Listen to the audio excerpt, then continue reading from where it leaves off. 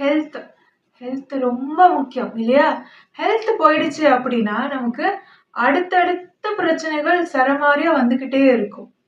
ஏன்னா நான் முன்னாடியே சொல்லியிருந்தேன், நமக்குள்ள இருக்க இந்த கெமிக்கல்ஸ் தான் அதுதான் அந்த கெமிக்கல் ப்ரோக்ராம். அதுபடி தான் என்ன ஆகுது, அலைன்மெண்ட் இங்க நடக்குது.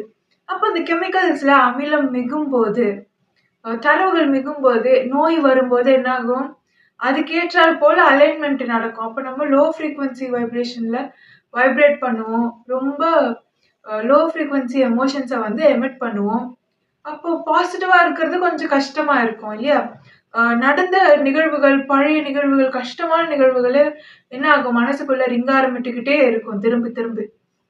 ஸோ அதெல்லாம் நினைச்சு இன்னும் மேலும் அழுவும், இன்னும் டிப்ரெஷனுக்குள்ள போறதுக்கான வாய்ப்பு. அப்போ நீங்க என்ன ஃப்ரீக்வன்சியில வைப்ரேட் பண்றீங்களோ அது பொறுத்து தான் உங்களுடைய அலைன்மெண்ட் இங்க நடந்துகிட்டே இருக்கும். சோகமா போயாச்சுன்னா என்ன ஆகும், அவ்வளவுதான். அப்போ நாம ஹெல்த்தியா வச்சுக்கணும். எப்பவுமே இது ஒரு ரொட்டீனாவே நாம என்ன பண்ணணும், ஃபாலோ பண்ணணும். நம்மளுடைய உடம்ப வந்து ஹெல்த்தியா வச்சிருக்கணும், பிளட்டை பியூரா வச்சிருக்கணும். அப்படி நம்மளோட பெஸ்ட் வெர்ஷன்ல இருக்கும்போது நம்ம ஒரு விஷயம் செய்யறோம் அப்படின்னா, ஒரு தாட் அப்படி போடுறோம், அந்த சிஸ்டம் மாதிரி தான். கெமிக்கலால செய்யப்பட்ட ஒரு ரோபோட் மாதிரி தானே உடல். ஸோ அந்த தாட் அப்படி விதைக்கிறோம் அப்படின்னா கடகடன்னு அதுக்கான முயற்சியை நாம் எடுப்போம். அதுக்கு ரிலேட்டிவான ஐடியாஸ், அதுக்கு ரிலேட்டிவான டேட்டா எல்லாமே என்ன ஆகும், அந்த ஃப்ரீக்வன்சியில நாம இசையும் போது தானாவே தரவுகள் நமக்கு கிடைக்கும். நம்ம உடல் அதை எடுத்துட்டு வரோம். இங்க ஃபுல்லாமே கனெக்டட் தான். எல்லா இடத்துலயுமே என்ன இருக்கும், டேட்டா இருக்கும். ஸோ அதை நாம எடுத்துட்டு வருவோம். மரபுல இருந்து எடுப்போம். ஹியூமன் டவர் தானே. அப்போ உடனே வேலை நடக்கும், கடகடன்னு நடக்கும். ஸோ நம்மளோட உடம்பை எப்படி பண்படுத்தி வைக்கிறோன்றது நம்மளோட வாழ்வியலுக்கு ரொம்ப அவசியமான ஒரு விஷயம். எப்பவுமே சந்தோஷமா இருக்கிறது, அன்பா இருக்கிறது, உண்மையா இருக்கிறது. இந்த சந்தோஷமா, அன்பா, உண்மையா நாம இருந்தோம்னா, இந்த ஃப்ரீக்வன்சில நாம வைப் பண்ணோம் அப்படின்னா, லோ ஃப்ரீக்வன்சில இருக்கக்கூடிய எந்த பாக்டீரியாஸும், பிளட்ல இருக்கக்கூடிய பாரசைட்ஸும், இல்ல வைரஸ் எது இருந்தாலுமே நியூட்ரலைஸ் ஆயிடும். எவ்வளோ ஈஸியான வழி. இதை விட்டுட்டு நம்ம என்னென்னமோ பண்ணிக்கிட்டு இருக்கோம். இந்த நம்பிக்கை அப்படின்றது இதுக்கு ஒரு கூடுதல் சக்தியை வந்து கொடுக்கும். பிளாசிபோ எஃபெக்ட் எல்லாம் ஆராய்ச்சி பண்றவங்க தயவு செஞ்சு அன்பா இருக்கிறவங்க வந்து எப்படி தங்க உடம்ப வந்து பரிசுத்தமா வச்சுக்கிறாங்க, ஹெல்த்தியா வச்சுக்கிறாங்க. சந்தோஷமா இருக்கிறவங்க எப்படி வந்து ப்ரொடக்டிவா இருக்காங்க, அவங்க ரொம்ப புத்திசாலியா இருக்காங்க, அதெல்லாம் எப்படி அப்படின்றத நம்ம இன்னும் ஆராய்ச்சி பண்ணி தெரிஞ்சுக்கிட்டோம் அப்படின்னா அது வந்து மனித குலத்துக்கு ரொம்ப ஒரு பெரிய யூட்டர்னா இருக்கும். இந்த கெமிக்கல்ஸ் தான் நம்மளுடைய மைண்டை கண்ட்ரோல் பண்ணுது, நம்ம தாட்ஸை கண்ட்ரோல் பண்ணுது. அப்போ வைஸ் வர்ஸா நம்ம என்ன பண்ணலாம், நம்ம தாட்ஸை மாற்றணும், மைண்டை மாற்றணும் அப்படின்னா அது நம்ம கெமிக்கல்ஸ்ல ரிஃப்ளெக்ட் ஆகும். அப்போ நம்ம எப்பவுமே சந்தோஷமா இருக்கும், மகிழ்ச்சியா இருக்கும், அடுத்தவங்களுக்கு நல்லது நினைச்சுக்கிட்டே இருக்கோம், நமக்கும் நாம நல்லது நினைக்கிறோம் அப்படின்னும் போது, பாசிட்டிவாவே இருக்கோன்னும் போது நம்மளோட உடல் எப்படி இருக்கும், நம்ம நியூரல் நெட்வொர்க்கே வந்து அவ்வளோ எனர்ஜியை வந்து ப்ரொடியூஸ் பண்ணி ரிலீஸ் பண்ணும். நீங்கள் அவ்வளோ எனர்ஜெட்டிக்காக இருப்பீங்க. எங்கேருந்து அந்த எனர்ஜி வருதுன்னே தெரியாது. சாப்பிடலனா கூட அவ்வளோ எனர்ஜி இருக்கும். 5 எலிமெண்ட்ஸ் பேலன்ஸ் பண்ணுறது ரொம்ப முக்கியம். நம்மளோட பிளட்டை பியூராக வச்சுக்கணும். அதுக்கான சப்ளிமெண்ட்ஸும் நம்ம எடுக்கணும். பாவக்காய் ஜூஸ், அருகம்புல்லு ஜூஸ், வேப்பிலை வந்து அரைச்சி ஒரு சின்னதாக ஒரு 3 பால்ஸ் வச்சு காலையில் சாப்பிட்றது ஒரு 3 days, இந்த மாதிரியான விஷயங்கள். சப்ளிமெண்ட்ஸ் ரொம்ப முக்கியம். மல்டிவிட்டமின், மற்ற சப்ளிமெண்ட்ஸ் எல்லாமே. குடிக்கிற வாட்டர் ஆல்கலைன் வாட்டராக இருக்கிறது ரொம்ப முக்கியம். அப்படி இல்லை அப்படின்ற பட்சத்தில் சுடு தண்ணீரை நல்லா அது குன்றுற அளவுக்கு காய்ச்சிட்டு அதை குடித்தோம் அப்படின்னா அதுவும் ரொம்ப நல்லா இருக்கும். You have to recharge your self. இப்போ நம்ம ஒரு இடத்துல இருக்கோம், நமக்கு எனர்ஜி ட்ரெயின் ஆகுது அப்படின்னா we have to move to another place எங்கே வந்து எனர்ஜி ஃபீல்ட் நல்லா இருக்கும். அங்கே போய் நாம வந்து நம்மளுடைய பேட்டரியை சார்ஜ் பண்ணிக்கலாம். அந்த மாதிரி இடம்னா பார்த்தீங்கன்னா பார்க், ரொம்ப இயற்கை சூழல் இருக்கக்கூடிய இடம், அதுக்கப்புறம் மலைகள், மலை அடிவாரம், அப்புறம் மலை மேலே, அந்த மாதிரி போய் நம்ம ரீசார்ஜ் பண்ணிட்டு வந்தோம்னா இன்னும் கொஞ்ச நாளைக்கு எனர்ஜியோட இருப்போம். எனர்ஜி மேனிப்புலேஷன் டெக்னிக்ஸ் தெரிஞ்சு வச்சிருக்கணும். ஸோ உடனே ஏதாவது லங்ஸ்ல வந்து கோழை கட்டுற மாதிரி இருக்கு, மியூக்கஸ் டெவலப் ஆகுது அப்படின்னாலே ஃபர்ஸ்ட் நம்ம என்ன பண்ணணும், மிளகு எடுத்துக்கணும். இல்லை காரமாக என்ன பொருள் வேணாலும் நம்ம எடுத்துக்கலாம். மிளகு எடுக்கலாம், இஞ்சி எடுக்கலாம், 5 எலிமெண்ட்ஸ்ல ஏதாவது 2 எலிமெண்ட் நம்ம கரெக்டா வச்சிருந்தோம் அப்படின்னாலே என்ன ஆகும், மற்றதெல்லாம் ஆட்டோமேட்டிக்கா பேலன்ஸ்டா இருக்கும். ஸோ அதையும் தெரிஞ்சு வச்சுக்கணும். ஆரா கிளென்ஸ் பண்ணணும். ஃபயர் வச்சு ஆரா கிளென்ஸ் பண்றது, இல்லைன்னா வந்து மெட்டல் வச்சு கிளென்ஸ் பண்றது. மெட்டல், பெப்பர், அப்புறம் வந்து மிளகாய், இதெல்லாம் வந்து ஒரே மாதிரி ஏருக்கான எலிமெண்ட்ஸ். அதுக்கப்புறம் உப்பு வச்சு ஆரா கிளென்ஸ் பண்றது. எல்லாத்தையோட ஃபயர் வந்து பெட்டரா இருக்கும். ஸோ இந்த ஆராவை கிளென்ஸ் பண்ணோம் அப்படின்னாலே பேட்டரி ஒரு ஒரு ரீசார்ஜ் ஆன மாதிரி இருக்கும். ஸோ டெய்லி சாமி கும்பிடும்போது நீங்க ஒரு பெரிய கண்ணாடி வச்சுக்கிட்டீங்கன்னா, ஆள் உயர கண்ணாடி வச்சுக்கிட்டு அது முன்னாடி நீங்க நின்று இந்த கண்ணாடிக்கு நீங்க வந்து ஆரத்தி எடுத்தீங்க அப்படின்னா உங்களோட ஆரா வந்து நல்லா இருக்கும். டெய்லி அந்த மாதிரி நீங்க சாமி கும்பிட்டீங்க அப்படின்னா நம்ம உடம்பு நீங்க தான் சாமி. நீங்க ஆல்கலைனா இருக்கிற வரைக்கும் நீங்க தான் கடவுள். இறைத்தன்மையே அதுதானே. ஸோ நீங்க சாமி கும்பிடும் போது நீங்க சாமியை மட்டும் கும்பிடல, உங்களோட ஆராவும் அந்த தீப தூபத்தை பிடிக்கும் போதும் சரி, நீங்க ஆரத்தி காட்டும் போதும் சரி, உங்களுடைய ஆராவுமே கிளென்ஸ் ஆகுது. ஸோ நீங்க கண்ணாடி முன்னாடி இதை பண்ணும்போது ரொம்ப நல்ல முறையில ஆரா கிளென்ஸ் ஆகும். இன்னொரு விஷயம், நீங்க வந்து ஒரு பாதரசம் தடவின இடத்திற்கு முன்னாடி நீங்க நிக்கிறீங்க அப்படின்னும் போது உங்களோட சிஎஸ்எஃப் எப்படி இருக்கும்? நல்லா இருக்கும், மேல இருக்கும். அது உங்களுக்கும் உள்ள பாதரசம் இருக்கும். ஸோ இனி வரும் காலங்கள்ல அதுதான் எலெக்சர்ஸா யூஸ் பண்றதுக்கான வாய்ப்புகள் அதிகம்.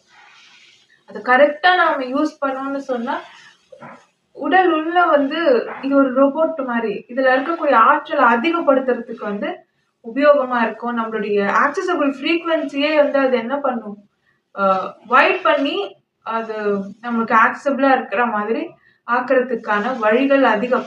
அப்போ பாதரசத்தை எப்படி யூஸ் பண்ணணும்னு கத்துக்கிட்டோம்னா நம்ம இப்போ இருக்கிற அந்த கான்சியஸ்னஸ், லிமிடெட் கான்சியஸ்னஸ்ல இருந்து நம்மளோட விசிபிள் அண்ட் ஆடிபிள் ஃப்ரீக்வன்சி ரேஞ்சை வந்து நம்ம எக்ஸ்பேண்ட் பண்ணலாம். அப்போ கண்ணாடி முன்னாடி நாம நிற்கும் போது என்ன ஆகுது, நம்மளோட உடம்புலையும் பாதரசம் அதே மாதிரி இந்த சமநிலை நடந்துகிட்டே இருக்கும். ஸோ அதெல்லாம் யார்கிட்ட நீங்க நின்று ரொம்ப நேரம் பேசுறீங்கன்றது கூட முக்கியம். உங்க எனர்ஜியை ட்ரைன் பண்ணக்கூடிய ஒரு நபருக்கு முன்னாடி நின்று நீங்க பேசிக்கிட்டே இருக்கீங்க ரொம்ப நேரமா அப்படின்னா உங்களோட எனர்ஜி என்ன ஆகும், ட்ரெயின் ஆகும். இப்போ எனர்ஜி தான் கரன்சி அப்படின்னு சொல்லி ஒரு இது ப்ராஜெக்ட் நான் பேசியிருந்தேன். ஸோ அது வந்து இம்ப்ளிமெண்ட் பண்ணதுக்கு அப்புறம் பாத்தீங்கன்னா நீங்க யார்கிட்டயாவது நின்று அந்த மாதிரி பேசிக்கிட்டே இருந்தீங்கன்னா உங்களோட மணி குறையும். நீங்க தன்னிலையில இருக்கணும், இருக்க கத்துக்கணும். எவ்வளவுதான் மத்தவங்க லோ ஃப்ரீக்வன்சி வைப்ரேஷன்ஸை வெளிப்படுத்தினாலும் நீங்க என்ன பண்ணணும், நீங்க தன்னிலையில இருக்கணும். அப்போ நீங்க கண்டிப்பா உங்களுக்கான ஒரு பார்ட்னர் வந்து ரொம்ப அன்பான ஒரு துணையை நீங்க தேர்ந்தெடுத்து வச்சிருக்கணும். அப்பதான் உங்களுக்குள்ள அந்த எனர்ஜியை நீங்க கொடுத்து வாங்க முடியும், ஆம்பிளிஃபை பண்ண முடியும். இல்லைன்னா முடியாது, நீங்க ஏழையாவே தான் போவீங்க. எனர்ஜி ஃபீல்டு தான் வந்து கரன்சி அப்படின்னு சொல்லி நான் கொண்டு வந்த அந்த ப்ராஜெக்ட் வந்து கரன்சியை மாற்றி அமைக்கிறதுக்கு மட்டும் இல்லை, emotional discipline, self discipline, and then எப்படி நம்ம செல்ஃப் கண்ட்ரோலோட இருக்கோம், நம்ம எப்போவுமே ஹை ஃப்ரீக்வன்சி வைப்ரேஷனில் இருக்கக்கூடிய எமோஷன்ஸை மட்டுமே எமிட் பண்ணுறதுக்கான ஒரு வழியாகவுமே அது அமையும். அப்போ கண்ணாடிக்கு முன்னாடி நான் நிற்கிறேன்னு சொன்னால் எனக்கும் என்ன ஆகும், சிஎஸ்எஃப் தலையில் ஏறும். நீங்க பாத்தீங்கன்னா ரொம்ப அசடிக்கா இருக்கிறவங்க கண்ணாடியே பார்க்க மாட்டாங்க. இந்த 11 வயசுல இருக்கிறவங்க எல்லாம் பாத்தீங்கன்னா கண்ணாடி பார்த்துக்கிட்டே இருப்பாங்க. ஏன்னா அது ஒரு போதை. அந்த சிஎஸ்எஃப் மேல போதா, பைனியல் சுரக்குமா, அது ஒரு போதை. அந்த கண்ணாடியை பார்த்துக்கிட்டே இருப்பாங்க. அவங்க மூஞ்சி அவங்களே பார்த்துப்பாங்க ரொம்ப நேரம். என்ன உன் மூஞ்சில அவ்வளவு நேரம் நீ பார்த்துக்கிட்டு இருக்க அப்படின்னு கேட்பாங்க. அது அப்படிதான். அது அவங்களுக்கு பிடிச்சிருக்கும். அதனால இது வந்து சப்கான்சியஸா நடக்கிற ஒரு விஷயம். ஃப்ளவர் மெடிசன்ஸ் யூஸ் பண்ணுங்க. நீங்களே ரிசர்ச் பண்ணி தெரிஞ்சுக்கோங்க. இல்லைன்னா யார்கிட்டயாவது கன்சல்டேஷன் போங்க, அவங்க சொல்லுவாங்க.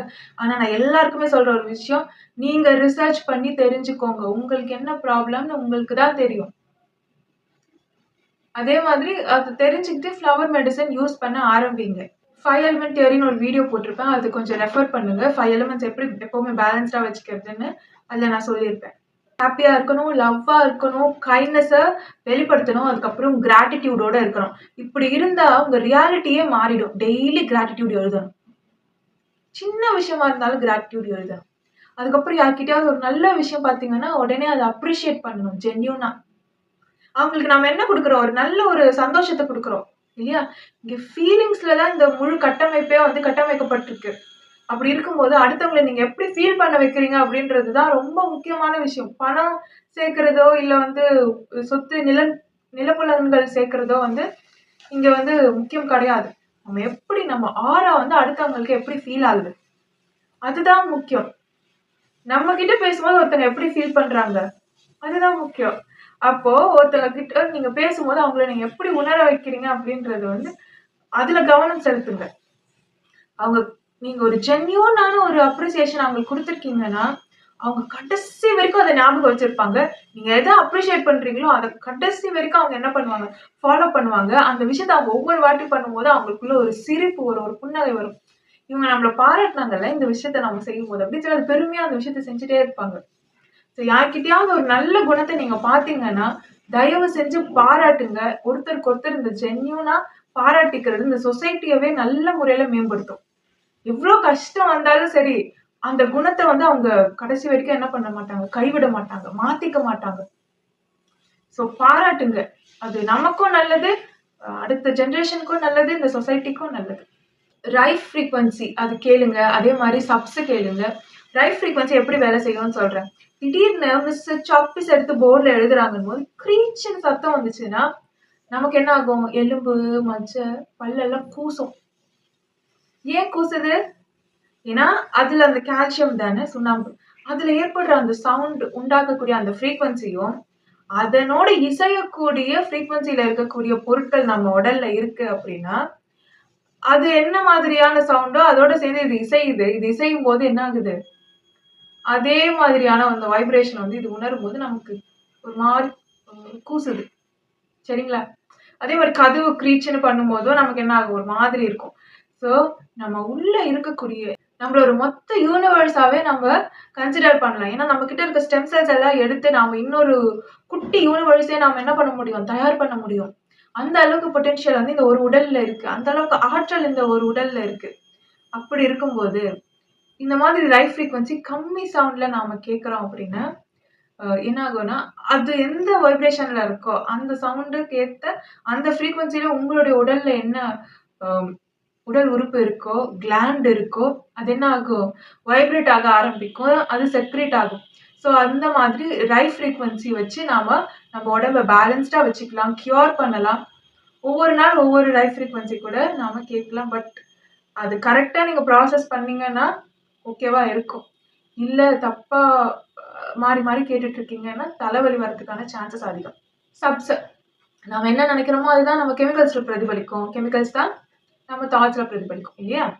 ஸோ அப்படி இருக்கும்போது நம்ம கான்ஃபிடென்ட்டா ஃபீல் பண்ணோம்னா, எப்பவுமே சந்தோஷமா இருந்தோம்னா அதே மாதிரி தான். சப்ஸ் கேட்கறதுனால லைஃப்ல சேஞ்சஸ் வருமா அப்படின்னா தாராளமா வரும். Our thoughts create reality. Subliminal messages நீங்க வந்து ஒரு நல்ல சேனல்ல இருந்து நீங்க வந்து கேட்கலாம். நல்ல பப்ளிஷர்ஸ் கிட்ட இருந்து. அது கேட்கும்போது கம்மி சவுண்ட் வைக்கணும். ஏன்னா எப்பவுமே நம்ம ரகசியமா மெதுவா சொல்லக்கூடிய விஷயங்கள் தான் சப்கான்ஷியஸ்ல பதியும். பைனாரல்ஸ் ஒரு காதுல ஒரு ஃப்ரீக்வன்சி இருக்கும், இன்னொரு காதுல இன்னொரு ஃப்ரீக்வன்சி இருக்கும். இதோட டிஃபரன்ஸ்ல நீங்க வைப்ரேட் பண்ணுவீங்க. ஸோ இதுவுமே ரொம்ப ஹெல்ப்ஃபுல்லா இருக்கும். பைனாரல்ஸ்ல சப்ஸ் கேட்கறதுன்றது இது ரொம்ப எஃபெக்டிவா இருக்கு. ஏன்னா அப்போ தீட்டா மோட்ல இருக்கும்போது இன்னும் எஃபெக்டிவா இருக்கும். அதுக்கப்புறம் ஓப்பனோஃபோனோ கேட்கும்போது ரொம்ப அமைதியா இருக்கும். அண்ட் உங்களுக்குள்ள என்ன நெகட்டிவான ஒரு எமோஷன்ஸ் இருந்தாலுமே அது கரைஞ்சு போயிடும். ஸோ டெய்லி ஒரு வீக்லி த்ரைஸ் ஆகுது ஓப்பனோஃபோனோ கேட்கறது பெட்டரா இருக்கும். மேனிஃபெஸ்ட் பண்றது இதை பத்தி நான் இன்னொரு வீடியோல டீட்டெயிலா பேசுறேன். எப்பவுமே பாசிட்டிவ் ஆட்டிடியூடோட இருக்கிறது நம்ம ஹெல்த்தை நல்லா வச்சுக்கிறதுக்கு ஹெல்ப்ஃபுல்லா இருக்கும். ஆனா டாக்ஸிக் பாசிட்டிவிட்டியோட இருக்கக்கூடாது. சுத்தி என்ன நடக்குதுன்னு கொஞ்சம் பார்க்க வேண்டிய சூழ்நிலையில தான் சமூகம் இருக்கு. சாங்ஸ் பாடுறது, ஹம் பண்றது இதெல்லாமே வந்து நம்மளோட ஸ்ப்ளீனை வந்து பேலன்ஸ்டா வச்சுக்கும். ஸோ அப்படி இருந்தா எப்பவுமே ஹாப்பியா இருப்போம். அதனால நீங்க வந்து பிளட்டை பியூர் பண்றதுக்கு ட்ரை பண்ணுங்க.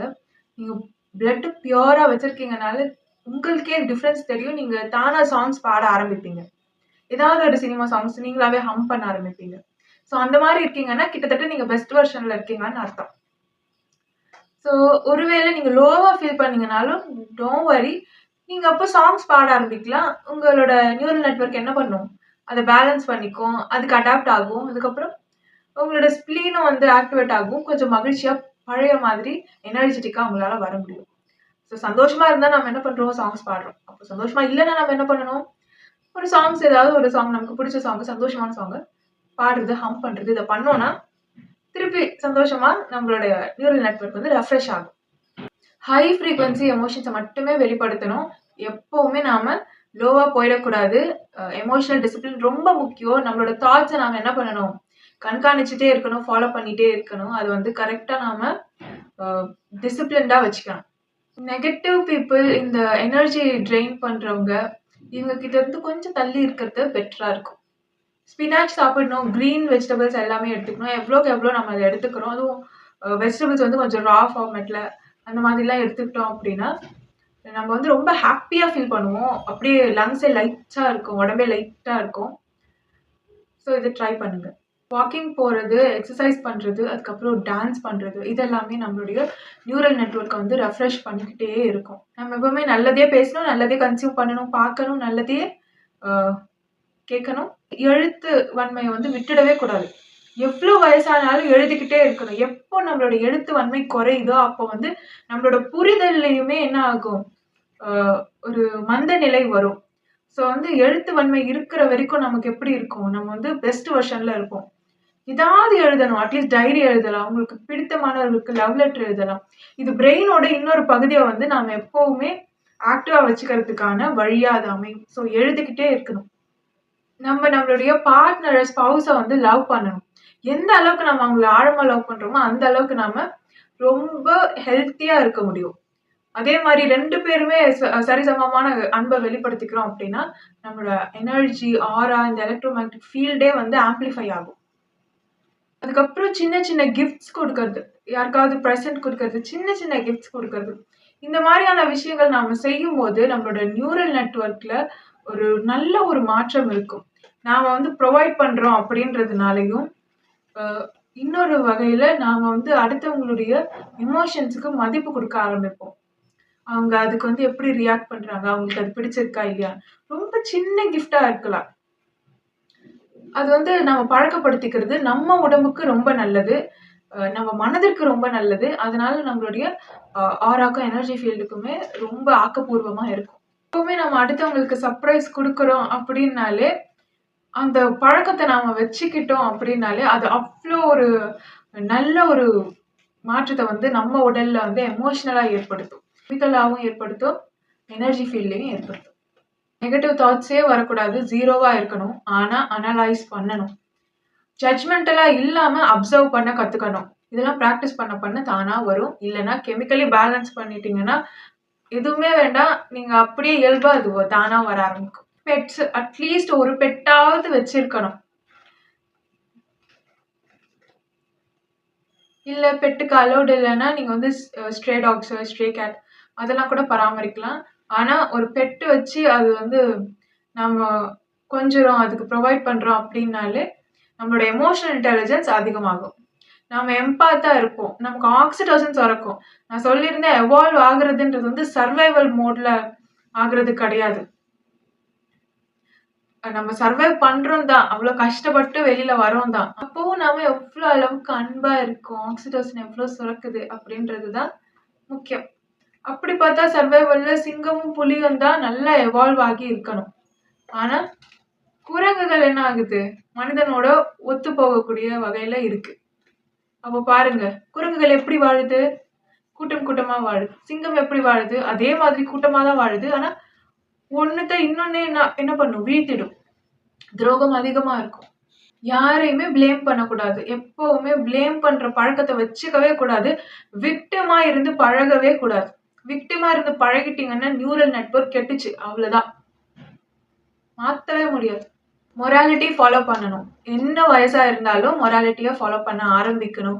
பொய் சொல்லாம இருந்து பாருங்களேன், ஒரு கொஞ்ச நாள் ரொம்ப அமைதியா சந்தோஷமா இருக்கும். எதையுமே ஞாபகம் வச்சுக்க வேண்டிய அவசியமே இருக்காது, ஹாப்பியா இருக்கும். உண்மையை சொல்லி வாழ்ந்து பாருங்க. ஸ்டார்டிங்ல கஷ்டமா இருக்கும், ஆனா போக போக ஒரு தைரியம் வரும்.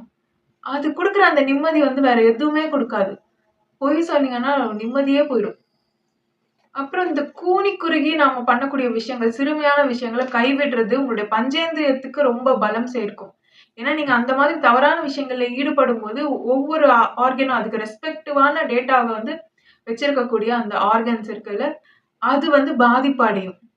இல்ல வேற மாதிரியும் சொல்லலாம், எந்த உறுப்பு பஞ்சேந்திரியங்கள்ல பாதிக்கப்பட்டிருக்கோ அவங்களுக்கு சில விஷயங்கள்ல சிறுமையான குணங்கள் வெளிப்படும். ஸோ 2 பக்கமும் நடக்கும். ஸோ நம்ம எப்பவுமே மொராலிட்டி ஃபாலோ பண்றது நம்ம உடலை ஆரோக்கியமா வச்சுக்கும். ஃபாஸ்டிங் இருக்கிறது. ஸோ ஃபாஸ்டிங் இருந்தால் ஸ்டெம் செல்ஸ் வந்து நல்லா ப்ரொடியூஸ் ஆகும். அதுக்கப்புறம் ஹீட் வரும். அந்த ஹீட்ல என்ன ஆகும், பாக்டீரியாஸ், வைரஸ், என்ன பாரசைட்ஸ் இருந்தாலும் இறந்து போயிடும். ஸோ உடம்பு நல்லா இருக்கும். ஒரு நாள் வந்து ஃபாஸ்டிங் இருந்துட்டு அடுத்த நாள் பார்த்தீங்கன்னா கண்ணு பளிச்சுன்னு தெரியும். லங்ஸ் அப்படியே லைட் வெயிட்டடா இருக்கும். ஸோ ஃபாஸ்டிங் இருக்கிறது ரொம்ப நல்லது. எனர்ஜி ஆர்கிடெக்சர்னு ஒரு வீடியோ போட்டிருக்கேன். ஸோ அதை போய் பாருங்க. பார்த்துட்டு அந்த நாலேஜ் வந்ததுக்கப்புறம் எந்த இடத்துல போய் நம்ம ரீசார்ஜ் பண்ணிட்டா நம்ம பாடிக்கு நல்லா இருக்கும் அப்படின்றத நீங்களே தெரிஞ்சுக்க முயற்சி பண்ணுங்க. யோசிங்க. யோசிச்சாலே அதுக்கான பதில் உங்களுக்கு கிடைக்கும். இன்னொரு மனிதர்கிட்ட போய் சொல்யூஷனுக்கு நிக்காதீங்க. யோசிங்க. யோசிச்சாலே உங்களுக்கே எல்லாமே கிடைக்கும். ஆன்சர் கிடைக்கும். Skin care. எல்லாருமே ஸ்கின் கேர் பண்றோம். ஸோ அதுல என்ன மாதிரி கெமிக்கல்ஸ் நம்ம யூஸ் பண்றோம் அப்படின்றது ரொம்ப முக்கியம். இப்போ அதுல எல்லாமே சிந்தட்டிக் ப்ராடக்ட்ஸ். இப்போ அதுல டிஎன்ஏ இருக்காது.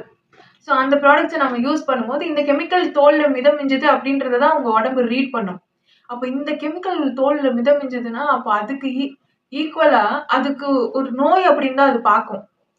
அப்போ அதை சமநிலை செய்யறதுக்கு இது வேற ஒரு சுரப்பியை வந்து சுரக்கும் உங்க உடம்பு. அப்படி ஆகும்போது உள்ள டேமேஜ் ஆகுறதுக்கான வாய்ப்புகள் அதிகம். ஸோ அதனால ஸ்கின் கேர்ல வந்து ரொம்ப கெமிக்கல்ஸ் இருக்கிறது யூஸ் பண்ணாதீங்க. அதனால வந்து கிட்னி டேமேஜ் வரைக்கும் போகுது. ஏன்னா ஸ்கின்ல உடனே இந்த மாதிரியான கெமிக்கல்ஸ் வரும்போது என்ன ஆகுது, அதை உடம்பு பேலன்ஸ் பண்ணுது. அது ஒரு த்ரெட்டா தான் அது நினைக்கும். அதை பேலன்ஸ் பண்ணணும்னு நினைக்கும் போது வேறு வகையில உடலுக்குள்ள கெமிக்கல் ரியாக்ஷன் ஆகி கிட்னி பாழாகிறது, ரத்தம் பாழாகிறது. இந்த ரத்த நாளங்கள் எல்லாமே வந்து அது உடனே உள்ள அப்சார்ப் ஆயிடும். நீங்க வந்து குண்டலினி ப்ராசஸ் எல்லாம் பண்ணிட்டீங்கன்னா அதுக்கப்புறம் உங்களுக்கே தெரியும் நீங்க எந்த அளவுக்கு எனர்ஜி சென்சிட்டிவா இருக்கீங்கன்னு. அதுக்கப்புறம் நீங்க கெமிக்கல்ஸ் எடுத்துட்டு போய் பூசுறதுன்றது வந்து ரொம்ப ஒரு மோசமான ஒரு விஷயம். ஸோ அதனால இயற்கையா நேச்சுரலா இருக்கிற ப்ராடக்ட்ஸ் யூஸ் பண்ணுங்க. சந்தோஷமா இருந்தாலே, ஹாப்பியா இருந்தாலே நாம அழகா இருப்போம். நன்றி. Love is God.